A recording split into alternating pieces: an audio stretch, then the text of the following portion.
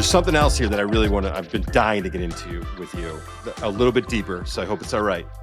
You have a very odd affection for slot receivers early. Emeka Egbuka, slot receiver.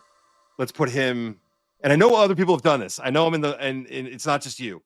We're going to put him. When Jackson Smith and Jigba was a slot receiver, did you see what he did for Seattle last year? We'll see, man. We'll see. Listen, I think Egbuka, I want to see him run. I don't Ladd know. McConkey was a slot receiver. Did you see what he did as a rookie? Ladd McConkey, but a lot of people way more than Egbuka does. And by the way, he didn't have Jeremiah Smith running by him on the outside, and he didn't have Chip Kelly playing games with in terms of misdirection, motion, alignment. Chip Kelly did so much for that kid; it's crazy. Which he should have. He made the most of the skill set. Listen, fucking hate Emeka Egbuka. Have you ever talked to anyone about Emeka Egbuka? First of all, he's an outstanding individual, hard worker. The numbers at Ohio State, beyond crazy numbers at Ohio State. I get it all. Love him in the second round. Love slot receivers in the second round. Well, you ain't getting them, son. Great. I'll get someone else. If I get Jaylen Noel instead, who, by the way, you have at 35 as a slot receiver. I know he's an outstanding workout. Again, I was pissed off that I had to put him at 35. I know. I looked at it. I was like, he probably didn't want to put him that low. Again, slot receiver.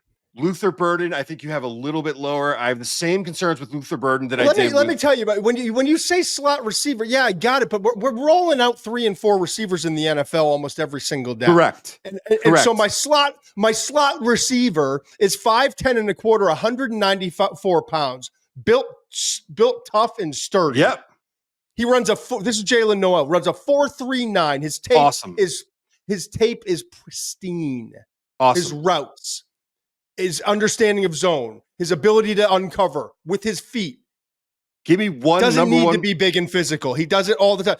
Best vertical jump in the entire freaking combine for wide receivers, 41.5 inches. Best broad jump of all the wide receivers, 11 foot 2 inches. We all know. You've said his tape is sensational. You've probably how many days has it been since the combine? Because I've heard those numbers every day. Oh, it took 4 months for you to get under my skin. By the way, now it feels comfortable. I like them a little bit farther down the board. I like them. Well, that's my problem with you people. You people, would you take? Let me tell you something. All of the outside. Look who leads the league in receiving every year. Who are the top 10 receivers? I'm not talking about 5'7", 5'8". Tiny. I'm not talking about Tez. I'm not talking about Tez Johnson. You're talking about guys who are 5'10" and change, 6 foot 195. That's what Burden and Egbuka are. Noel's a little bit smaller. I get it. Yes, Noel's a little smaller. I understand it. Slot receivers you can find later on in the draft. Slot receivers you can get other places. I want a guy who can win on the outside. Not that guy. What guy? You can't. Jaylen Noel. I don't know, man. I mean, I love Jalen McMillan last year out of Washington. He went, I think, in the second round, and he was really good for Tampa this year. That's the kind of player you're looking at. But this is my problem with you people. Go back. Here's your homework. Because you got Thursday, Friday, Saturday, Sunday until we got a show on Monday. Because I've already looked into this a little bit. Go ahead. Ladd McConkey played on the outside. He's built the same way. He played on the outside. Forget the slot thing for a minute. Because Emeka Egbuka is built. I want you to do a new homework assignment. Okay, here we go. Mr. Lazy, don't want to do more homework? I want you to go and look at how many exceptional wide receivers in the NFL came from the second round because of you people. I get it. This is what happens. You find he doesn't look like Megatron. He doesn't have four. And also when you're doing this, when you're going through draft history and going through our database and you're ripping through, okay? Mm-hmm.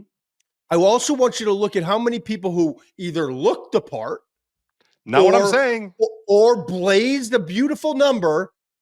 Darius Hayward Bay comes to mind, and there's a dozen other of them. Right. That go in the first round, top 10 picks. Who did the Bengals draft that year? It doesn't matter. My point is they don't meet this measurable thing. And I watched the tape. I'm like, that guy's better than that guy. But that guy goes in the second round. Now, right. DK and Jamar AJ Chase, Brown were different. I mean, T. Higgins, like guys who can win on the outside. I kind of like those guys. Mike Evans. But when you're doing your homework assignment, I want you to find 2 things for Monday, and I'm coming back to you. Yep. 2 things. Fine. One, how many receivers checked the box or had an exceptional workout thing, whether it was the height and length and body or the speed, and were drafted too early in the first round and sucked? And then how many receivers went in the second round because they didn't check one of those boxes? 2 things. And have been phenomenal. 2 things I'm going to come back at you with. If there are a lot of busts like that, and I think there are, I think you'll be right.